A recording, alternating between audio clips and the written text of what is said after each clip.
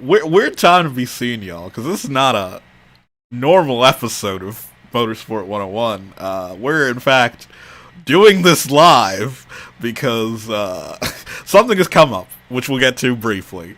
But joining us, the entire regular crew of the show, me, Ryan Eric King, Dre Harrison. Say hi, Dre. This chair doesn't feel quite right. This is not the hosting chair. I'm not sure how I feel about it, but we'll roll with it. Good evening, everybody. Hope you guys are having a lovely Wednesday evening. I gave King the keys. Good luck and God rest us all. Also, RJ O'Connell. Where's the USB plug? And I'm trying to charge my iPad. And last but not least, Cam Buckley. Hi, everyone. Just know that if I disappear during the stream, I'm a Comcast customer. Say no more. Oh, and we are here today to discuss IndyCar's brightest prospect in a fairly long time. Like, honestly, people say that he's Kirkwood, that he's Herta-esque, that he's Colton Herta-esque, but deep down inside, I feel like he could be just as good as Colton Herta, maybe a little bit better. We are in fact talking about one, Kyle Kirkwood, the reigning Indy Lights champion. And Damn, I thought we were talking about Nikita Lastoshkin. Oh. I thought we were talking about one Pedrahita. Well, I'm King, Pedrahita. I mean, if he's so good, and I mean, I've seen him race, I think he's that good. Surely he has a ride for next year, right? No, he's complicated. It's complicated. He does not have a ride for next season. He is currently searching for a ride because of the way that IndyCar's junior ladder is formatted. They help you out up, but they don't get you the whole way forward. The thing about this whole scenario is that I don't know about you guys, but there's a general perception, especially from Formula One fans, that IndyCar is more equitable, more meritocratic. That if that you know, American dream, that if you really work hard and you perform well and you win races, yes, you can get to IndyCar and be successful. That's cute.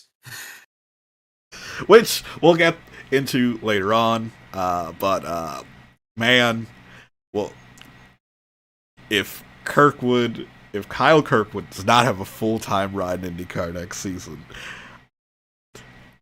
I am going to be. I don't know what I'm going to do upset. with myself. Okay, so let's get into it. So,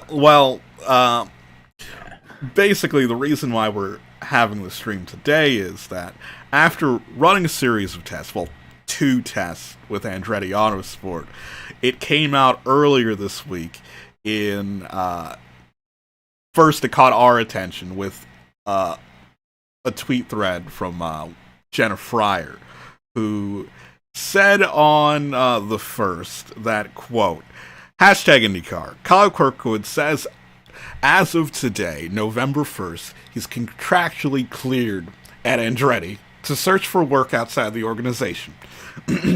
He's currently assigned endurance driver for Vassar Sullivan IMSA team and has obviously Lights Championship money to run St. Petersburg, the Indy GP, and the Indianapolis 500. And in the next tweet, she adds, Kirkwood says his preference is to remain in Andretti. He's run 2 seasons with them in Lights, but he's currently looking for a full-time ride. He's currently looking for a full-time ride because that's his preference. He doesn't want a 3-race schedule. And I definitely get his point of view in not wanting to do a 3-race schedule. It certainly feels a tad redundant at this point. Like 3 races in an ever-growing IndyCar calendar. I think we're up to 18 races in 2022. I know the 500 is the big one, and that's always going to count for something more than just your average race, like a Texas, for example. But like 3 races at this point is just a tad redundant to me at this point. Yeah, where especially as a young driver who needs to gain a whole lot of experience, the idea of running a 3-race schedule and trying to accrue experience against people like Scott Dixon or Will Power, who have been in the series for at least a decade at this point. In Dixon's case, 2 decades. It's hard to get your foot in the door under those circumstances. Yeah, we'll get into the nitty gritty of the system itself, but let's just say the winnings don't exactly stretch as far as we would probably like. Yes, for the amount of money that you're spending to only get 3 races is a bit disappointing. Though a lot of you watching right now might not be familiar with how IndyCar's junior categories are set up and how people specifically get to IndyCar. And I think it's important that, we go through this as a group and just roughly discuss how the system works before we circle back onto Kirkwood's specific situation. So we'll try to roughly compare this to how things work in Europe. And the way the Road to Indy is formatted, that is 3 categories on the way up to the IndyCar Series, with the lowest category being USF 2000. Well, officially the USF 2000 National Championship, which I would say is roughly equivalent to Formula 4. Yeah, just don't call it the United States Formula 2000 Championship. They're very insistent that you call it USF 2000. But yes, it is roughly equivalent to modern-day FIA Formula 4 in terms of performance and in terms of its stature on the road to Indy ladder as a first step. Yep, and then the next step is Indy Pro 2000, formerly Pro Mazda, or like Star Mazda before that. Mm-hmm. And it's roughly equivalent to what is today Formula Regional European Championship. The cars are roughly equivalent in power because the W Series runs Formula Regional cars as well. And to get experience for W Series, Sabre Cook ran a couple races in Indy Pro 2000. It's a good way. So it is roughly equivalent in terms of how powerful the cars are and the driver level in that championship. And then the last step on the road to Indy is Indy Lights, which highest level of the road to Indy. Despite it being the last step before IndyCar, the cars are equivalent to the current Formula 3 cars, so the gap in terms of car power and aerodynamic grip and mechanical grip is vastly different from lights to IndyCar, so moving up between the categories is honestly a big ask. Yeah, I did not realize until doing some extra research regarding this and seeing lap times just how big the difference is. I thought it was more F3 to F2, and that's quite similar. It's actually more Formula Regional Europe to Formula 3, and that's a big jump. Yeah. And this is often the most difficult hurdle for a lot of people trying to come up the ladder. And understandably so, which you'll see why it makes Kirkwood that much more spectacular in a moment. Yeah. And also in the United States, because I feel obligated to mention this because it's going to come up, is outside of the Road to Indy, there is a parallel junior series ladder run by the Sports Car Club of America with the the blessing of the FIA, where the SCCA runs the Formula 4 United States Championship, which is obviously a Formula 4 championship.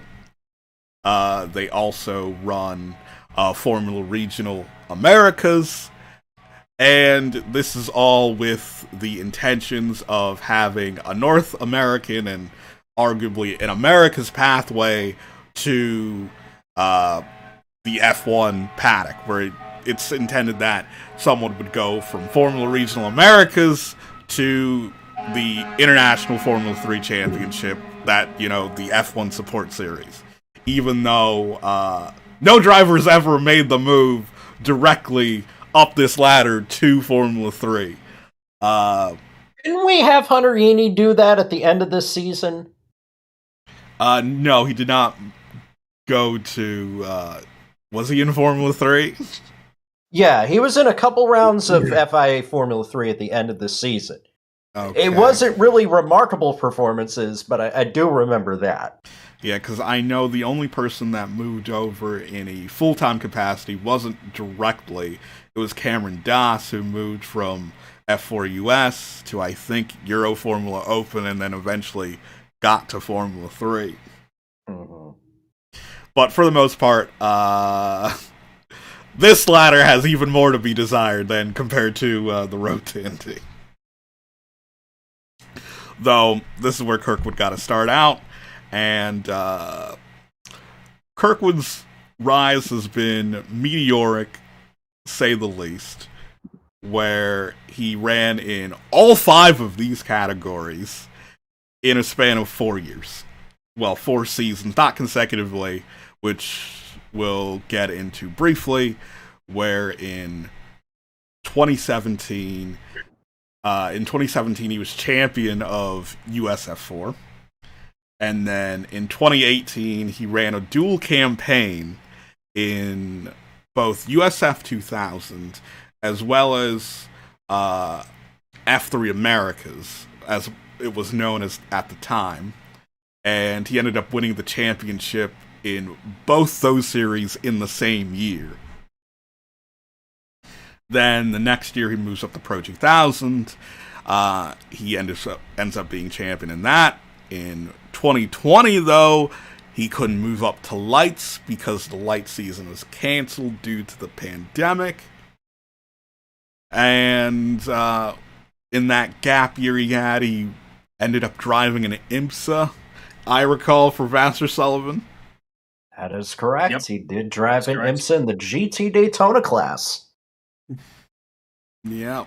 And in 2021, obviously he returns to lights and wins the championship in his rookie year. So that's, 5 different championships in 4 seasons, all of them rookie years, and he wins all of them. Like, King, I'm watching the stream. I've got bingo. Right there. What's my prize? What's your prize? Well, we'll Your talk about prize that. is unemployment. Unemployment. So, Damn, I thought it'd be a brand new pair of AirPods. and the thing is that, for the most part, none of these outside of the most recent Lights Championship, none of these championships were close. They were all won by a wide margin well before the end of the year, because Kirkwood pretty much won most of the races he competed in. Some of these seasons, he was coming close to running the table on the entire field. Yeah, so he is the winningest driver in the history of the Road to Indy. Across those categories, he has 31 wins. In the two SCCA categories, he has 24 wins. So that's 55 wins total. I should have run the numbers beforehand, but roughly adding that together, like his win percentage in the Road to Indy was over 60. 62% to be precise. Yeah, over 62%. And it is terrifying how dominant Kirkwood is, because I can't think of anyone in Europe that comes close. Yes, you could say like Charles Leclerc or Stoffel Van Dorn, but they didn't win as often as Kirkwood did. Yeah, it's much more dominant at the front end. Like, there's a level of consistency that came with Russell's and Leclerc's dominance for like second and third. And of course, the nature of their series having reverse grids means you're probably not going to win 60% of the races on the table for that very reason. But to win nearly 2/3 of your junior series races in the Road to Indy, like, we took, like, to make the obvious comparison, look at Lewis Hamilton. That would be the same as Hamilton winning 14 races a year, which is even more ridiculous than he's doing right now. So that would be like winning 14 rounds a year and probably having a few 400-point seasons in F1, which there's only ever been one of those. So, yeah, it would just be, it's utterly ridiculous what we're talking about here. No one has ruled the American junior ladder with an iron fist like this in quite some time. Yeah, and like just putting his SCCA numbers in, that only boosts his it only boosts his win percentage by 1 percentage point, so it just goes up to 63. That's still like insane to do it at every level. Like, yes, you could say for some of the SCCA championships, maybe the talent level wasn't there, but it stayed consistent at every level, with it dropping off at Indy Lights, where it went from a 60% win rate to 50%, which, again, you're still winning half the races in a season. Not too bad. It's pretty good. It's pretty good. Now, so some might say, why would Kirkwood want to abandon the SCCA route to Formula One and and decide on the Road to Indy? Well, the Road to Indy has a scholarship program where if you win the championship at, say, USF 2000, you get a scholarship for a full season at the next level. And same for Pro 2000, you get a full season in Lights. Except in Lights, obviously due to the tremendous cost of competing in a full season in IndyCar, they don't provide you enough for a full season. They guarantee you 3 races, one of which being the Indianapolis 500. And obviously, due to inflation, a lot of things like this, it's first started off as $1 billion prize. That was enough to get you 3 races. Then it went up to $1.1 million, and now we're at the point where this year it is $1.3 million for those 3 races. The terrifying thing is that's still barely one Formula 3 season in Europe these days. Well, again, yeah, that's barely one Formula 3 season in Europe. That's enough to get you 3 IndyCar races. Oh, God. And that is roughly Kirkwood's dilemma at the moment, where Kirkwood's not wealthy. Obviously, to be involved in racing, you need to have some money in your background, but upper middle class at best. And for the most part, Kirkwood is in a position. He's in a position where he doesn't have the funds to run a full year on his own. And it was assumed that It was assumed that Andretti would fit the bill for the rest of the money, and that he would run full time with Andretti. Though it doesn't seem like that's the case.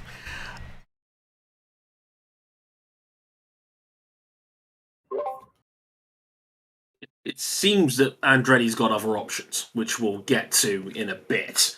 But it's looking like a bit of a conflict between what Kirkwood wants to do, how much his money will actually stretch, and what Andretti actually wants. Yeah, and that tends to be, like, for me, that's one of the big glaring flaws with the road to Indy, where because it's only a part-time deal, and because it's only a part-time deal, a lot of it is down to the driver either finding sponsors on his own or signing with a team who could find sponsors. And we've run into this issue in the past where one is the option that works out smoothly, where they sign with a team who could find funding for the rest of the year, no problem, it works out smoothly. And it worked out like that for a number of former Lights champions. If I recall, when briefly post-merger, there was a number of champions who couldn't get the scholarship because IndyCar didn't make it available. So people like Rafael Matos or J.R. Hildebrand or Jean-Paul Vernet, they won the championship, didn't get any scholarship because IndyCar was struggling financially and couldn't fund it.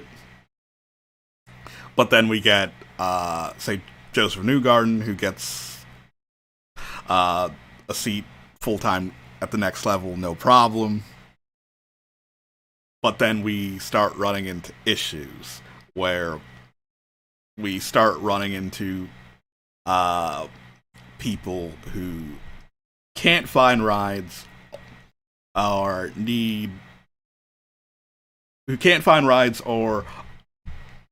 end up being tied to the teams that they were already associated with, and basically they get used for funding instead of sponsorship. And so obviously the most notable example that we know of is for the 2019 season, won Patricio Award, and he won the Lights Championship, got a scholarship, got announced at a team. He was going to drive in a 2-car lineup at Harding Steinbrenner Racing, and Harding couldn't find the rest of the sponsorship money to run him, so they just dropped him instead. And he ended up on a worldwide journey, say the least, where he did a part-time stint at Carlin, then went over to Super Formula and drove for Team Mugen under a Red Bull driver, a Red Bull Junior Team Association, and then also drove in Formula 2 with MP, and then pretty much the time at Red Bull didn't really work out well, but luckily enough, he ended up getting signed with Spit Peterson, who were going under this whole restructuring phase as Arrow McLaren SP. Let's not talk about that. I'm still deeply hurt that James Hinchcliffe sacrificed for the greater good here. It's been a hard couple of years, King. But yeah, there was a big dispute with Pato over as well about what part of his super license points counted and which didn't. Because I know Red Bull were angling to try and get him into the F1 team, but that didn't work out.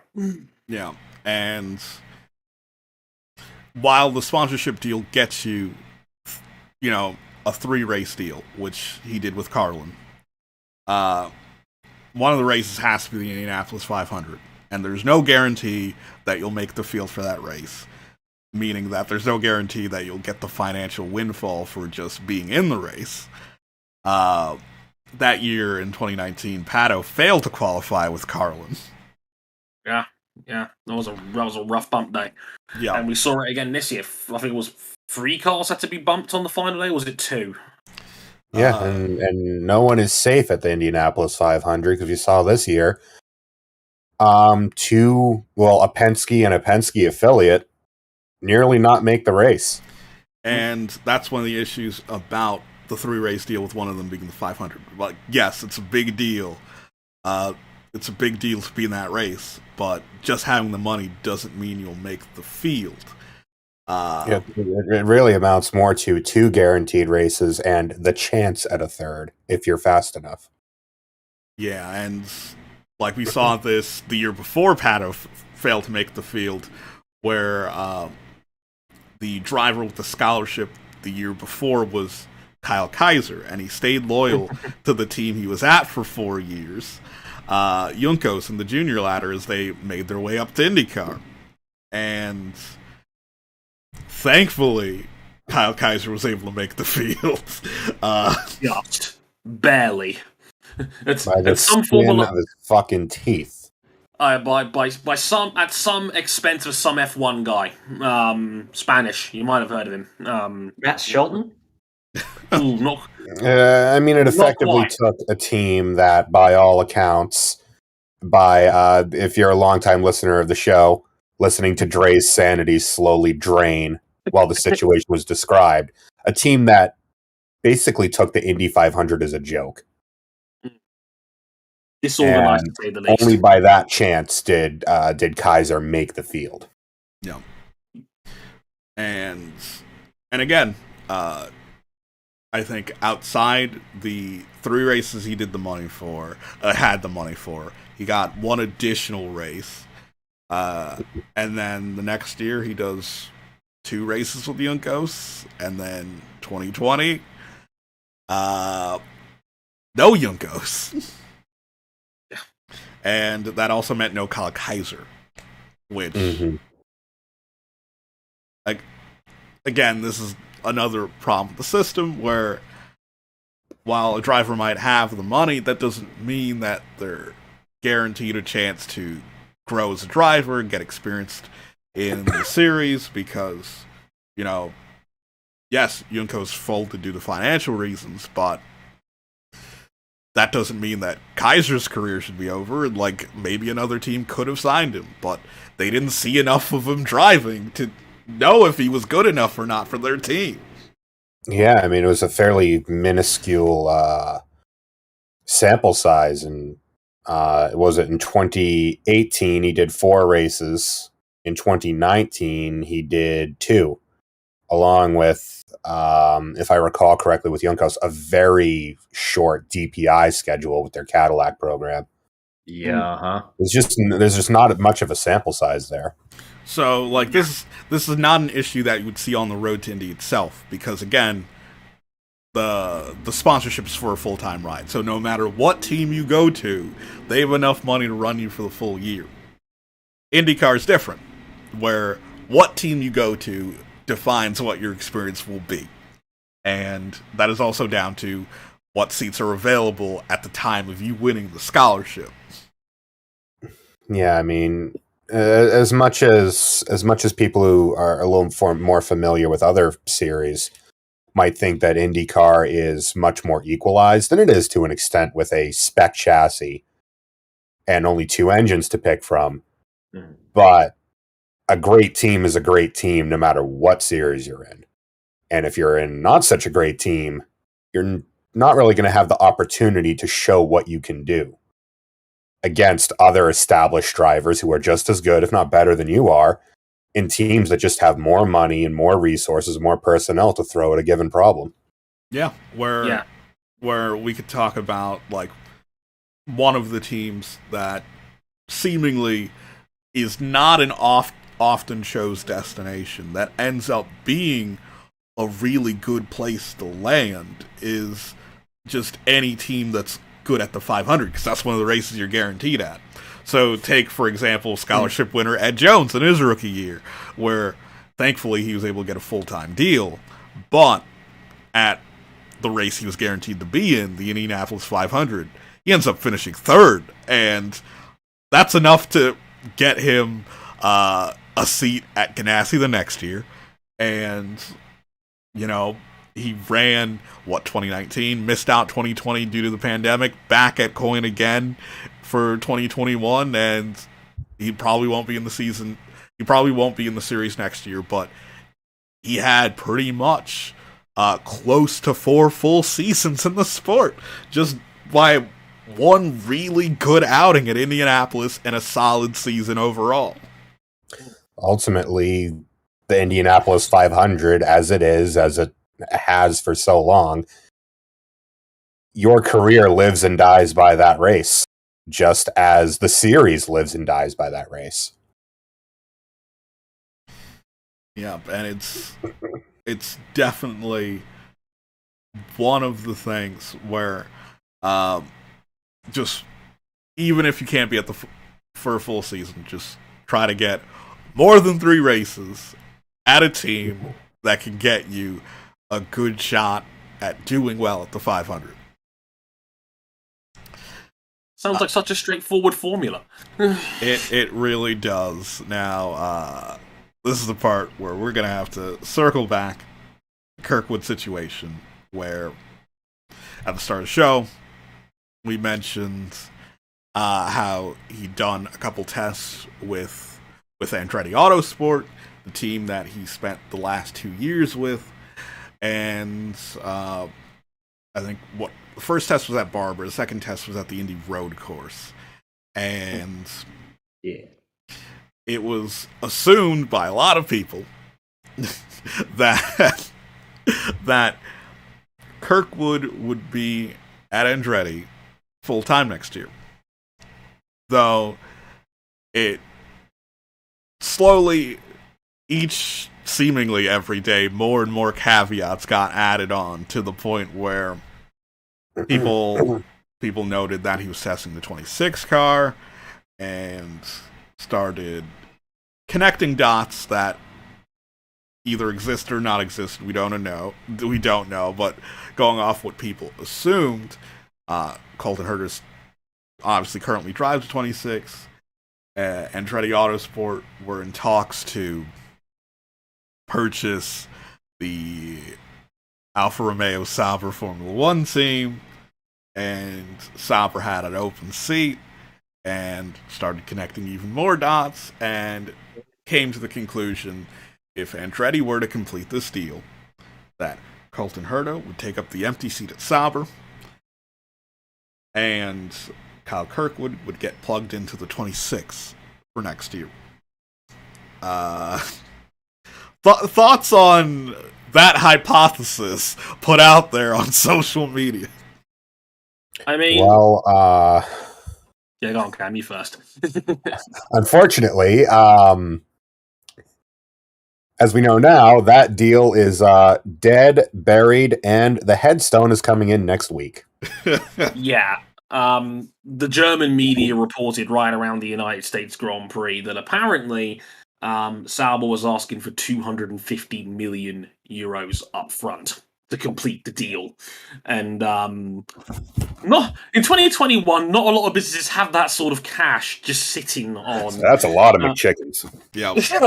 That is a lot of Xbox Ones. Unfortunately, I can imagine Andretti probably got scared off at the fact that he had to put $250 million up front to buy, I think what they said was an 80% stake, a controlling stake of the team. And yeah, I get it to a degree because it's not the first younger prospect from the road to Indy that they've tried to put in the 26 and make work. They did it with Zach Veach a couple of years ago. And as mentioned, if Andretti really was going to buy this team, then moving your in my opinion, number one asset, Colton Herta, over to F1 makes a lot of sense. Makes all the sense in the world. Andretti's always spoken glowingly of Colton Herta. As far back as April of this year, he was saying, look, if Colton wants to go to F1, I'm not going to stand in his way. We know he's good enough. Colton himself was saying, I've had conversations with teams regarding a potential deal in F1. So, there was conversations, there was smoke regarding this. You can't just say this was all nonsense. There was absolutely a fair amount of smoke to do with this deal.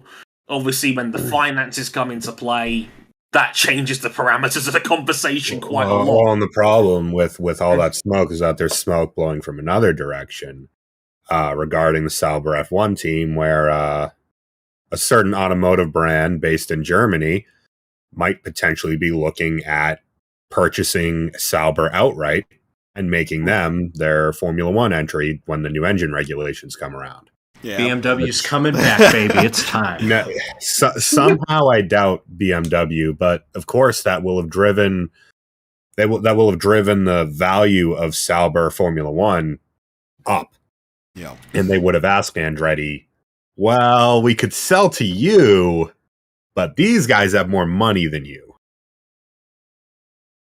Yeah, and kind of circling back on giving young drivers a chance, Andretti didn't do that entirely out of kindness, where that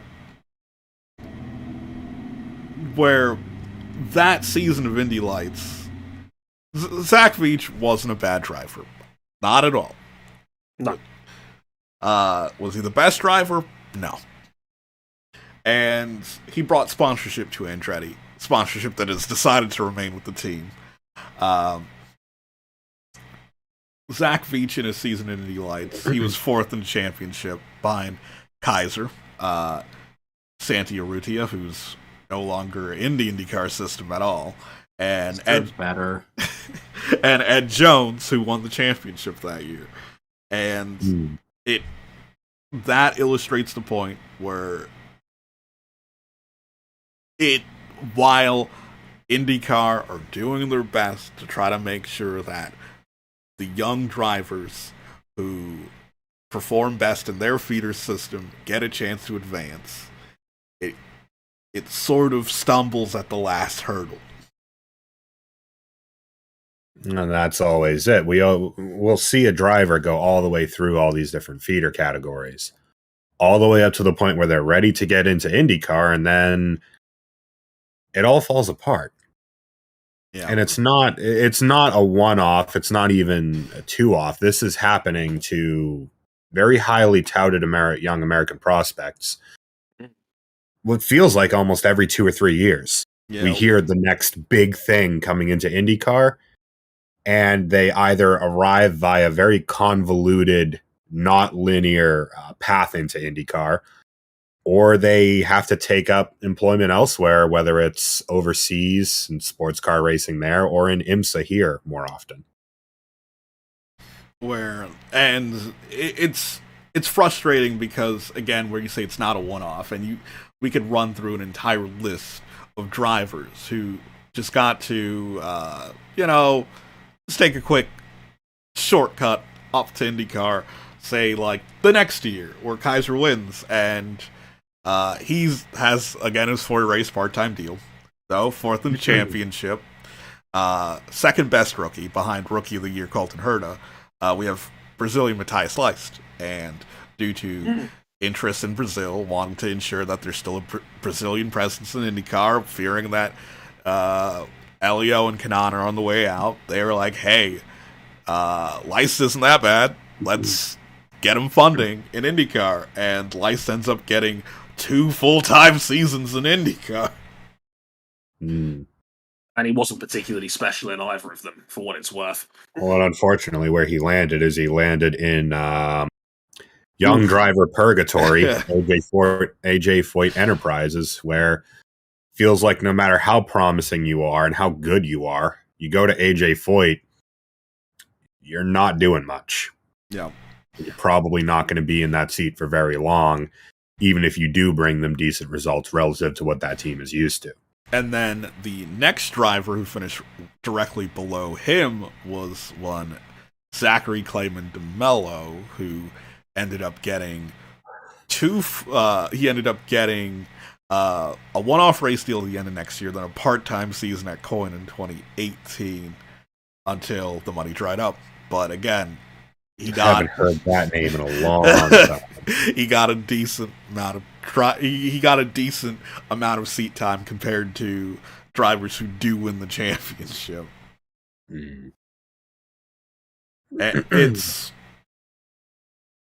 It's a strange one. Obviously, keep going. We could talk about Dalton Kellett and a number of other drivers who get full-time shots without performing particularly well on the road to Indy against better performing drivers who don't have money. Just the end of. Yeah, it feels like we haven't really had that magic combination of someone having enough sponsorship money that they don't sink if things go haywire. Yeah. But are good enough to keep their seat on merit once they make it up to the top class in IndyCar.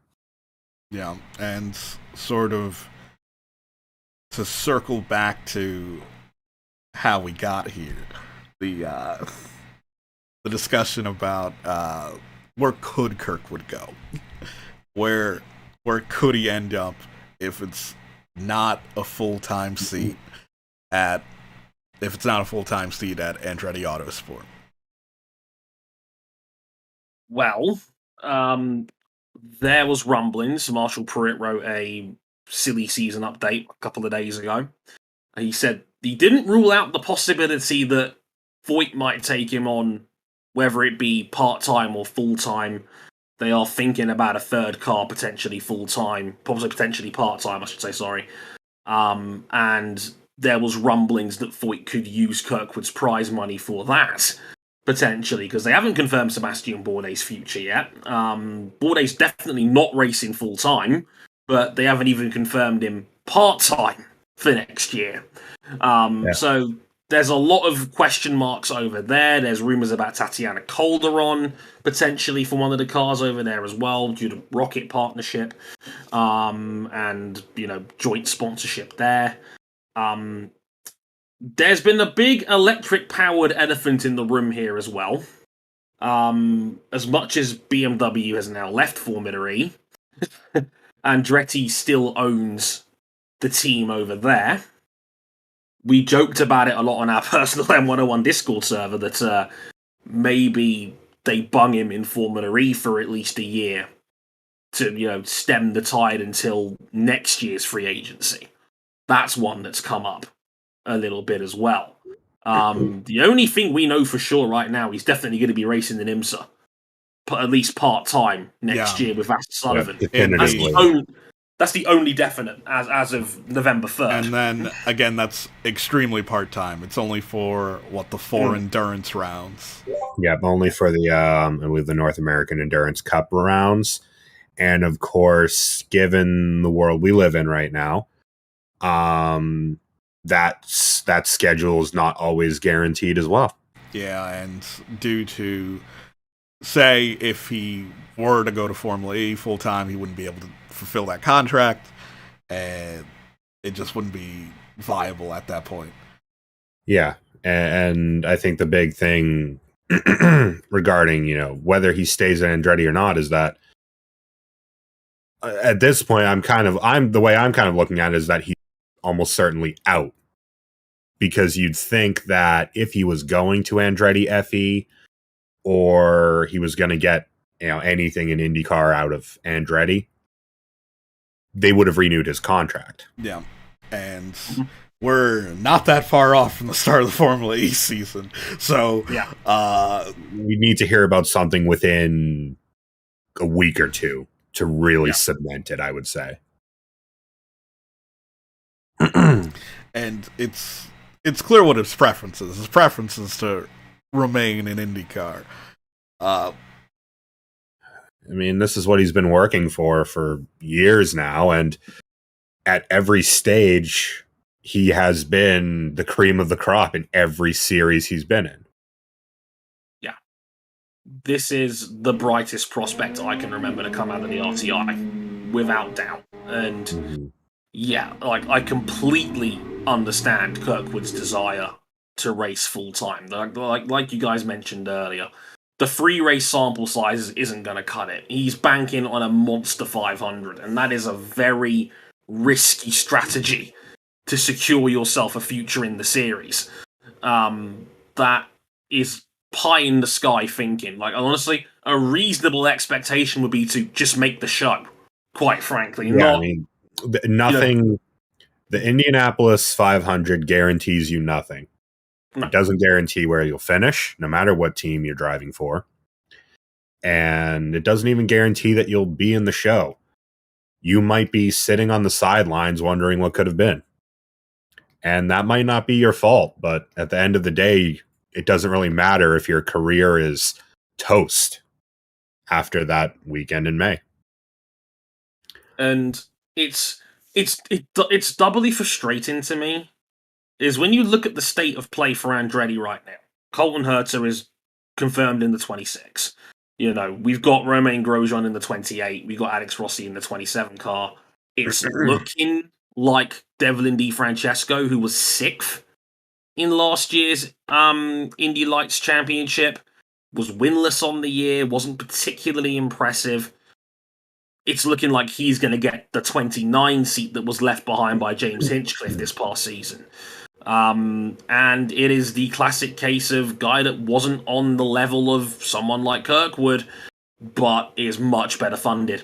And I find it frustrating that Andretti, as an organization that was prepared to sit down and talk to buy a Formula One team, like, we're talking hundreds of millions of dollars here, potentially, to buy an F1 team, is getting nitpicky over a handful of million to the point where they're letting an incredible A-plus prospect slip through their fingers. Like that prospect that they have coveted and prevented every other team in IndyCar from pursuing for half a decade now. And we finally get to the point where we think it's all going to come together. And this tremendous prospect in Kyle is going to show what he can do in the big leagues against the established names, and Andretti doesn't have a place for him. No. And like, not to jump on someone in the chat, but I really don't see how this is comparable to Nick DeVries or Callum Ilott, because again, we went through his record. He is no. I've got a better example. This would be like if in 2007 McLaren put all that effort into Lewis Hamilton and had nowhere to put him. Yep. They put all that effort into Lewis Hamilton just to re-up Pedro De La Rosa or go with Gary Paffett. Exactly. That is a more apt comparison because Kyle Kirkwood's junior record is perfect. Perfect. It is above reproach. It is one of the finest junior records we have seen in all of motorsport in the modern era. Genuinely. Yeah. And like the only complaint you can have is simply maybe the talent he was up against wasn't the best. But again, that's not IndyCar's fault. That's not Kirkwood's fault. That's IndyCar's fault that they can't attract better junior talent. Well, and counterpoint to that is the competition that he annihilated. Yeah. Head to head are getting full-time rides in IndyCar. Yeah, I was going to make the point. Runner-up in this year's Indy Lights Championship, David Malukas, is probably getting a full-time ride in the 18 car with Dale Coyne next year. And Malukas is the one dude who's ran Kirkwood reasonably close in his junior career. Like, this is no disrespect to Malukas, who probably would have gotten in on talent alone anyway, because he's a very talented kid. There's no question about that. Yeah. Good for him. He's going to be most likely in the 18 car next year. There's no slight on him. But it's doubly frustrating when Malukas is had a very straightforward, he said himself a couple of days ago at the test, 99.5% sure it's going to be announced he'll be with DCR next year. And he's going to be there full-time. He didn't even win the series, and he's going to be in there full-time. And Kirkwood is going to be floating around in free agency. It just makes a bit of a mockery of the whole system. I think it says a lot that we felt like setting this whole live stream up and, speaking at length about this one guy because we believe he is legitimately that good. Yeah, for the record, we didn't decide to do this as people were worried about the future of Oscar Piastri, who is now odds on to win the Formula 2 championship, and he doesn't have a ride. No, we're talking Kyle Kirkwood. Yeah, and kind of circling back at the idea that Andretti is buying a Formula 1 team, and they I understand why they wanted to buy a Formula 1 team, and in terms of finances, where they would get sponsors to come in and sponsor their Formula 1 team, and with the cost cap coming in and rising revenues for Formula 1, that they could theoretically get a better return on investment. Though, the fact that they don't see any value in, say, even running Kirkwood at a loss, say if that happens, if they ran Kirkwood at a loss for 1 year, what's the worst that could happen? You're not gonna hedge the fate of your team if you're Andretti Autosport and we're willing to put the money down for an F1 team on running a guy at a loss for 1 year to see what he can do. Yeah, because to that effect, you were gonna invest in Sauber, who stink.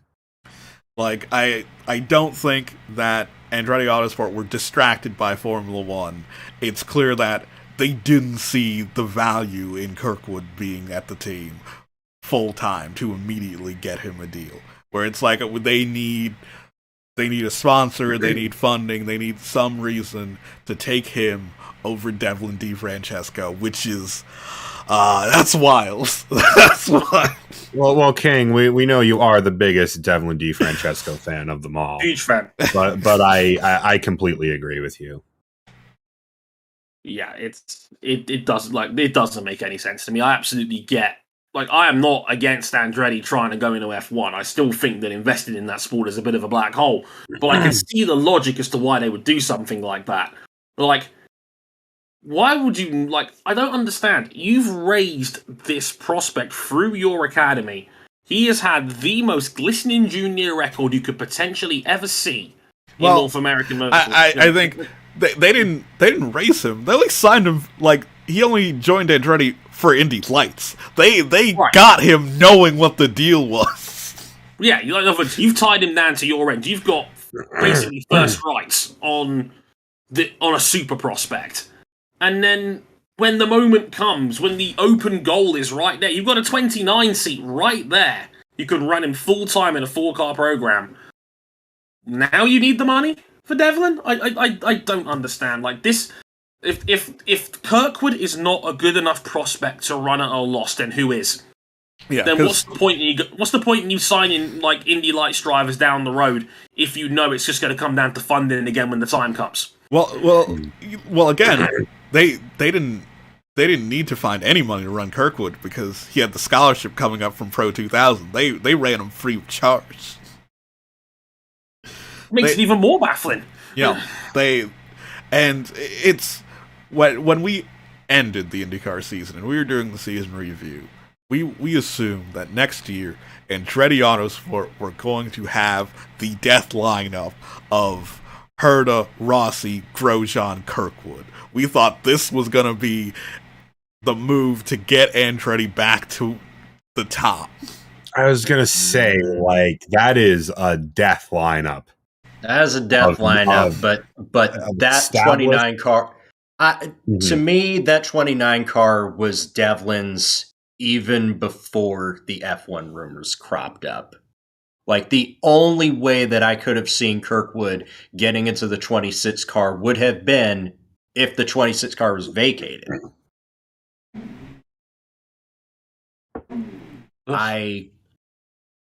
For me, it's for me, I'd always felt like once Devlin and his financial situations came into play in the 29 car, which hadn't performed all that good. James Hinchcliffe was hurt. We could get into that another time.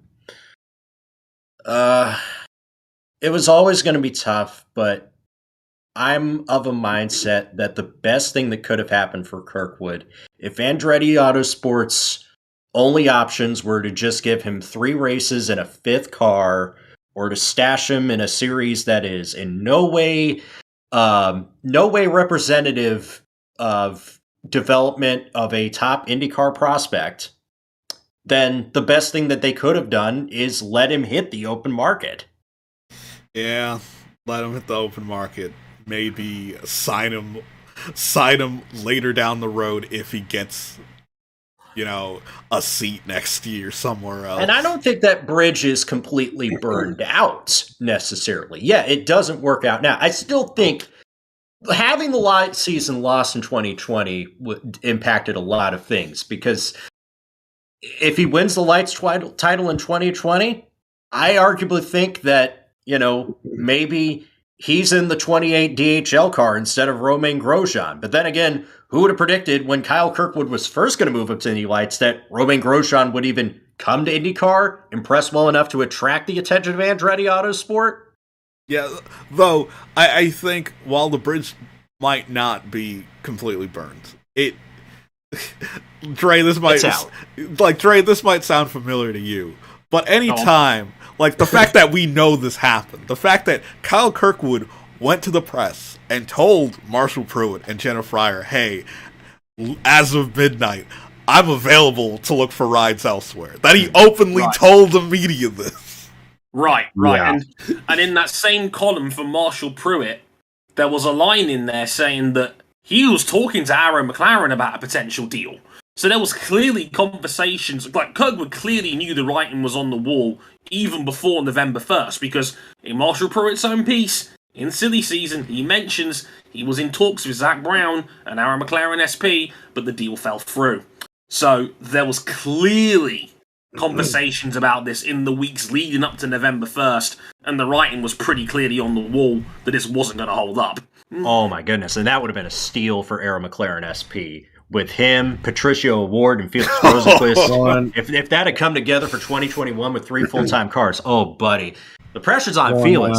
Hell, the pressure could be on Pato. Well, and as a Boston Red Sox fan, let me tell you about the danger of letting a super prospect walk to another team because you don't feel like paying him right now. I miss you, Mookie. So where could Kirkwood race in IndyCar? Well, we mentioned that Foyt was one of those other options, and I'm of 2 minds of that. AJ Foyt Racing is a black hole of talent. Nothing good has ever come out of that in about 10 years. But on the other hand, if Larry Foyt, as a team president, wants to do more than just ride his grandfather's coattails, Kyle Kirkwood's, you're not going to get many other better drivers available to negotiate with than Kyle Kirkwood. I mean, Logan Sargent, we were talking in the preview that Logan Sargent might be on the table, and then Williams snapped him up. Yeah. So who else are you going to find? Tatiana Calderon? Dan Ticktum? Signing Kirkwood would be a pretty big statement of intent that you want to drag your team out of the black hole that it's lived in ever since the Kart Boys came back to the Speedway.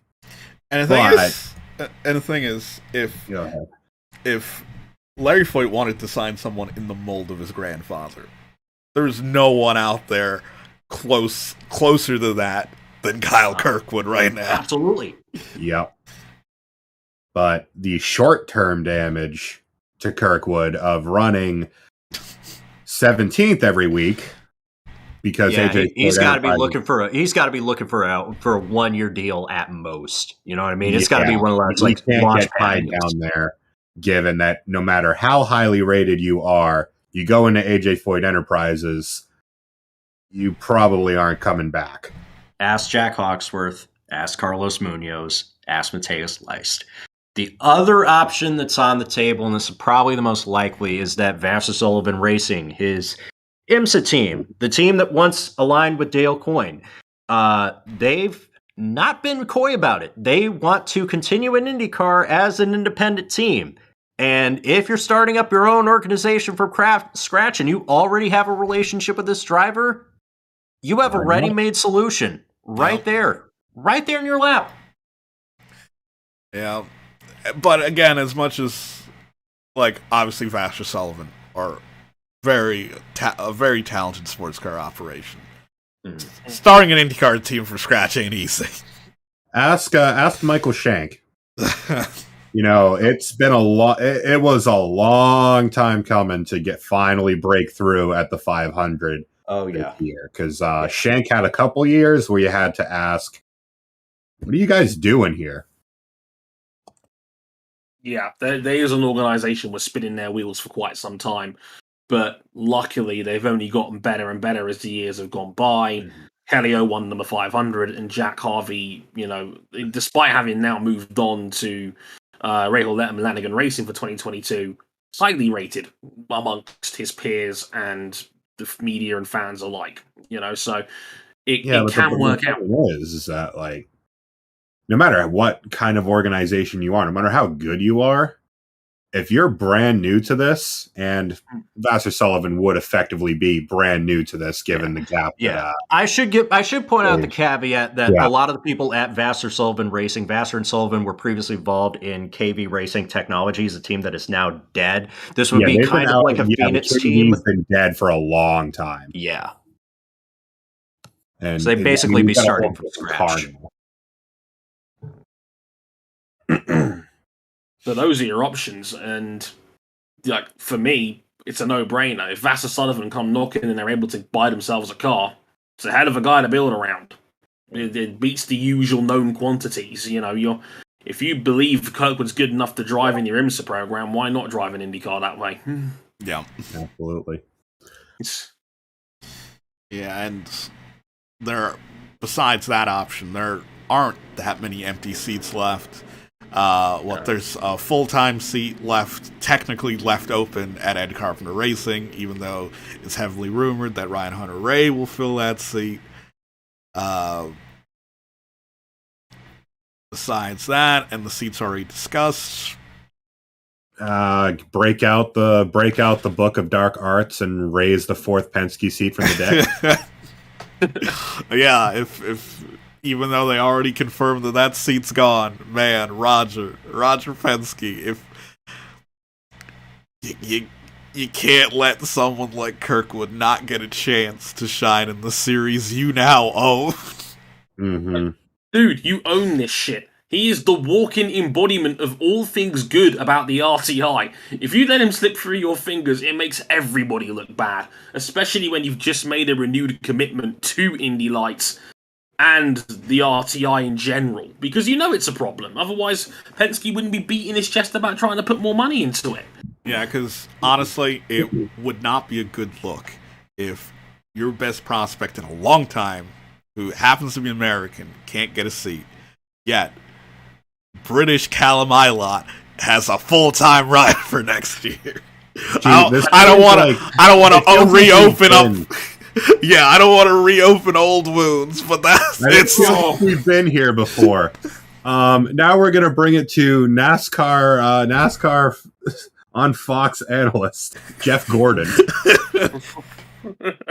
We're gonna bring it to Stuart Haas Racing Co-owner Tony Stewart. This does feel like old times where it seemed like it's a little bit different now, because obviously the American prospects of IndyCar are getting actual open wheel road and street course programs. They're not driving dirt cars in a format that is far, far antiquated from the sport that they're supposedly trying to move up to. It's different now, but I mean, it's still... And this is no disrespect to dudes like Callum Ilott and Christian Lundgaard, who are really, really, really good and deserve to be in good seats on their merit, but so does Kyle Kirkwood. In a perfect world, we'd have a dozen more IndyCar seats available at a given race, and everyone would have a seat, but like every series in motorsport, that's not how it works. Yeah, trust me. I've been beating the drum that Formula One needs to be at 26 cars, and that's been the thing for a while. But this is not a Formula One live stream. Yeah, this is not a Formula One live stream, and IndyCar is going to have at least 26. We're probably going to have closer to 28, maybe even 30 full-time cars. And yes. And Kirkwood still can't get it. Yeah, another black mark against the series. How this series is also going through a massive expansion. Half the paddock had speculation about expanding to 3 cars or more. Nico Hulkenberg might get a ride next year. Unironically, we're having a situation where we might have too many entries for a few of the street courses we go to, and we will have a hell of a bump day at the 500 next year. Oh, God almighty. Yeah, because we're ending up, again, in a similar situation to the early 90s, where a lot of the aging veterans are still around. Some of them, well, most of them deservingly to be here. And the seats that are opening up are, again, going to European drivers with all the homegrown talent left on the sideline. Yep. Hannah Mylott is going to be racing full-time next year. Christian Lundgaard, who's one of the highly touted Formula 2 prospects last year. Big, high ceiling guy when it comes to talent. He's going to be racing for Rahal Letterman Lanigan Racing. That's a damn good seat for Christian Lundgaard to just walk absolutely. Into. That could be a potential He's going top to do 10 some car. damage next year. I guarantee it. Yeah, like I said, the half an hour of qualifying he was in at the Indy Road Course earlier this year was the most pull he's probably ever had compared to the year and a half he'd spent in Formula 2 to that point. So yeah, it's a weird situation where, again, Indy Lights is still producing great talent, but now we're starting to see that the team owners it's like that meme of the person that's looking at the other hot chick walking past while the current girlfriend is pulling the shocked face, where it's like all the European prospects are being eyed up because they know the F2 ladder has its own set of problems right now. And they're like, ooh, we can get someone like a Hannah Mylott or a Christian Lundgaard or maybe an Oscar Piastri. And, we could skip the whole RTI thing. We could just bring over a talented European. We know those guys are good. No, right? they're sitting at their desk in their office. They look up the wall. They see a picture of Nigel Mansell in Newman Haas uniform, and they just point at it and say, I want that. Well, time is a circle. And we're going back to the 90s where you have all this great talent and the top classes just we just don't have enough cars. Yep. We just don't have enough cars. But we don't have a Bernie Ecclestone to try and drive a wedge between parties in IndyCar. We don't have a Bernie Ecclestone to take the entirety of sports car racing behind the shed with his rifle. Chase Carey was trying, though. Chase Carey really was trying. He really was, then he just left. I probably feel more optimistic than the rest of the folks on the table that in time Kirkwood is going to get an IndyCar ride. I don't know who it's going to be with, but I'd like to think in my heart of hearts that somebody's going to come through and give him a drive because he's too good not to be there. Yes, I think Kirkwood will use a scholarship next year. For how many races other than the 3, I don't know, but he will be there next year. I just fear for the other drivers on the road to Indy. Mm-hmm. And I know Roger Penske is doing his best to try to resolve this with obviously with IndyCar taking control of Indy Lights directly again, and all the moves to ensure that drivers who do race in Indy Lights are prepared to move up to IndyCar. But again, how are they going to move up? That's where I think the next big problem is going to be. And when I bring it back to what Dre said earlier in the discussion, where this is Kyle freaking Kirkwood. Yeah. With an unquestioned junior record that is one of the best we've seen in modern motorsport, and he is going to have to fight and claw his way to get a full-time IndyCar ride. What does that say for anyone else who are either as good as him or not? Yeah, like I said, my worst fears aren't for Kyle Kirkwood. It's for the people after him. Yeah, think about Linus Lundqvist, who is going to stay another year in Indy Lights. Linus Lundqvist it has been known to push dudes like Kirkwood and Malukas all throughout Indy Lights last season. You can make the case, Indy Lights can't draw double-digit entries most weekends, but I'll tell you, the talent at the top of that series, more often than not, still really good. Yeah, Linus Lundqvist is a quality driver, but if he doesn't have the sponsorship, could it actually amount to anything? Now, like I understand where I get like Penske Entertainment Corp's thinking around how to solve this, where if there are more drivers in Lights, they control Lights directly. Lights has more prominent broadcasts that hopefully these drivers can attract sponsors from where they are in Lights, and that should be enough. I get the feeling. So I get the feeling that it's going to get to a point where we're going to be asking someone financially to fill that gap between Indy Lights and performing well in Indy Lights, winning the Indy Lights Championship, and then having the guaranteed money to get a full-time seat. Because that's clearly, for me at least, the easiest way of rectifying this. Yeah. Like, the scholarship system works on the lower tiers. You get enough to get a full season in the previous ladder up to Lights. The problem is the cost goes up exponentially when you go from Indy Lights, which is about $500,000, to the IndyCar Series, which is clearly several million. So, at some point, Roger's probably going to have to get his checkbook out and say, well, look, the easiest way of solving this problem is writing a check big enough to the winners that they can guarantee themselves at least one full season. Yep, because free races is not going to cut it. Yep, that should be the ultimate goal. Like, because you need 3, 4, maybe 5 million from what many people have said over the years about the costs of running an IndyCar over an entire season. 1.3 is not going to cut it. Alongside the rate of inflation, it's just not enough. Yeah, it's like trying to buy a house in London. It's just not going to happen. and the thing is, they're obviously willing to go up with inflation. They'll do whatever it needs to cover those 3 races, but it needs to be a lot more than that. And we're starting to close up on the 90-minute mark. So, first, any last thoughts from you guys? And also, for those of you still watching, any questions for us about this whole situation?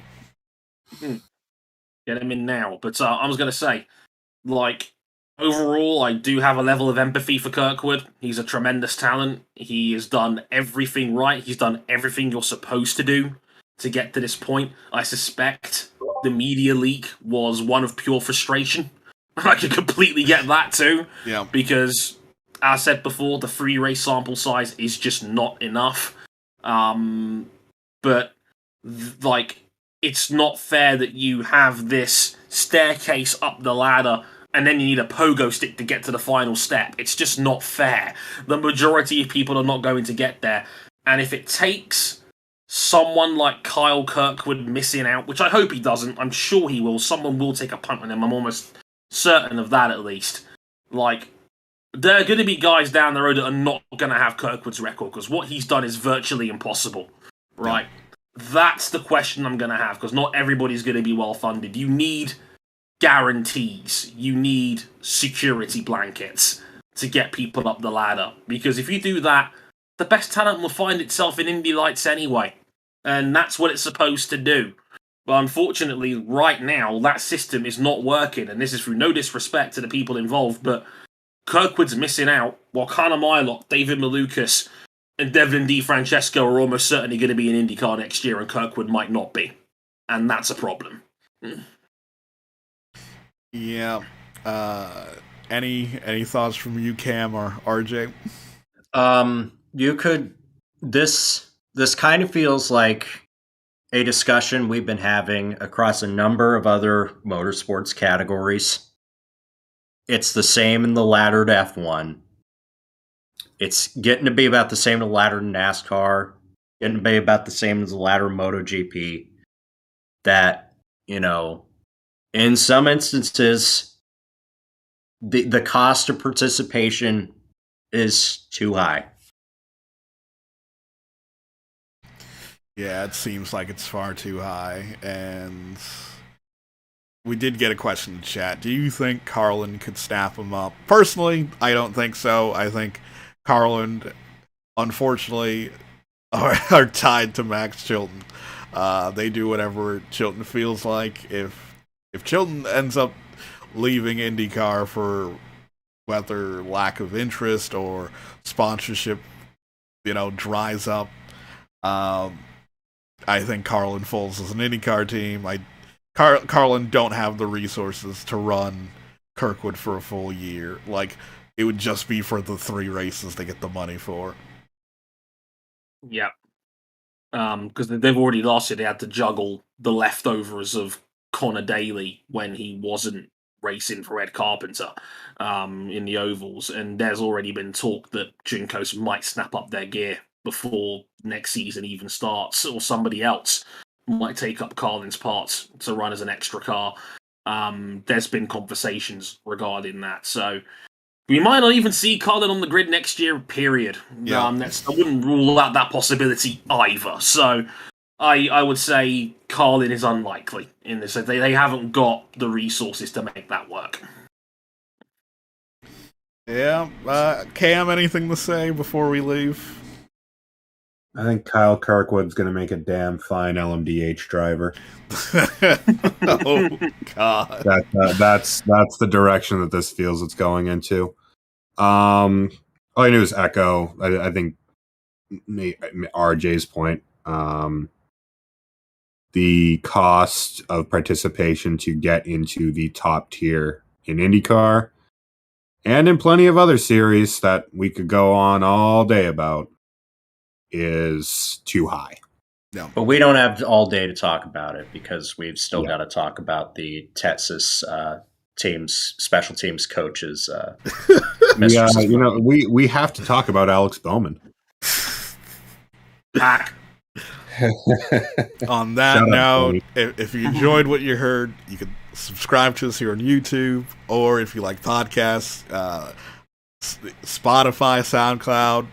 Most podcast platforms have Motorsport 101. And if you really like us, you can back us on Patreon. Yeah.